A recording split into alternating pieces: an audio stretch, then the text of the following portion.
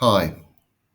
When I've been training with staff, I've always emphasized the use of books, and I think it's a really good way of doing it for a lot of reasons. And staff's first comment is always, well, it's quicker for me to make it on my Word document or my PowerPoint or whatever it is they're used to doing. And that's absolutely fine. I get it, and that's what you're used to. However, when it comes to updating or editing those documents, sometimes you have to go and find it. You can't find it. It's in somebody else's file. It's in G Suite somewhere. These things are much more quickly editable when they're sitting inside Moodle native tools. And that's where I sit with that.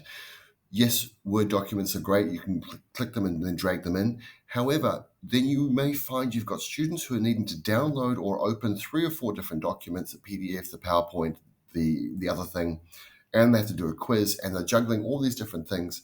And it just kind of seems to me that students then have a lot to juggle, and therefore the cognitive load is higher, and they're concentrating on what to do as opposed to learning or doing the things that you're asking them to do.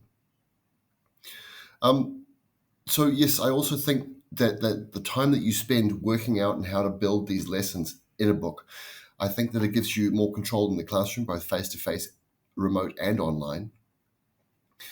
Uh, Plus, you've got the instructions and the activity all in one place, which means that students don't have to be jumping around checking out how to do things. They can just go, right, here's my one thing, in we go, get it done, on to the next thing.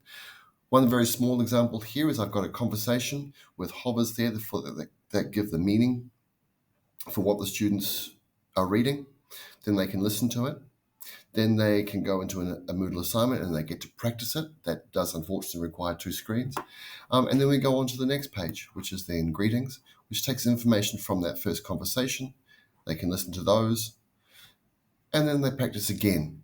So this means that hopefully that all these things all sit in one place, and it's much more easy for students to go in there and go, right, I know what to do. I can go and get it done. Plus, I get to give them piece by piece by piece as opposed to going, boom, here's the whole lot. Um, just quickly show you one more thing. Here's hiragana. So I've got the GIF sitting in there and the audio and what looks like the original. Then students can download a sheet of all of the hiragana should they want to. And then we have exercises where they can pull things across. That one goes there. That one goes there. So you know I can actually do it.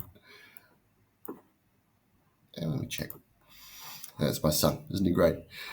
The advantages for students if you're using books to go, lesson one, lesson two, or topic one, topic two, is there's no scroll of death to deal with. I've had courses I've done before where the staff member who really knew her stuff, but wanted to tell us all about it, and she wrote all these things, and I'm just going, I don't want to read all the stuff every time I come to the course. I don't want to have to scroll through 15 pages of stuff that I'm not using. I want to get to what I'm doing right now so I can get on with having a cup of coffee or going to see friends or all the other things that I need to do in my private life. Plus, if you do it in this way, then you've got a process for students to follow. Students can go, yes, here's the first thing, here's the second thing, here's the third thing. It's job done. Less for them to have to think about. Also, again, about instructions, if the instructions are right there, fingers crossed, students will read them. And then that means that they're not going to be asking you those questions, teacher, what do I do?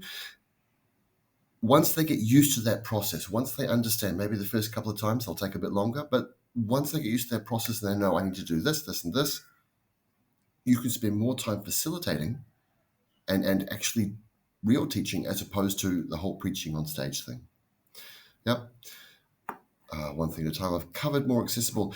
The other big plus is the books are more accessible on mobile devices. If you have to download a PDF, a PowerPoint, and a Word document on your mobile devices, that's hard to deal with.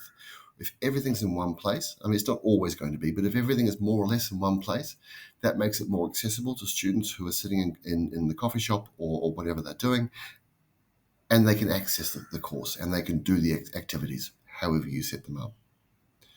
Plus, when you have students with disabilities, it makes it more accessible to them too. They can come into the book, they know it says week one, and they can just follow that process. Once they find out that the table of contents is on the right-hand side, off they go. One other question that staff members have often come back to me with is, that's not how I teach. I give them a document and we talk about it. Fine. However you choose to teach is completely up to you, and it's far be it for me to say anything. But what I have found is that more and more is that the students of a younger age want more support, certainly the end of high school and the beginning of university, first two years, I would suggest, certainly the foundation courses. If you can take away the fear and the nervousness and the anxiety that comes from, oh my God, this is course and there's this great person at the front and I don't know what to do and oh, help me, I don't want to put my hand up. If you can take all that fear away and just go, bang, here you go do it. That seems to me to be a really, really good idea for students. Plus, on top of that, should a student be sick, it's all there. And you don't have to say, right, please do this one. They should know, I'm sick in week 3, go and do week 3. I hope that helps.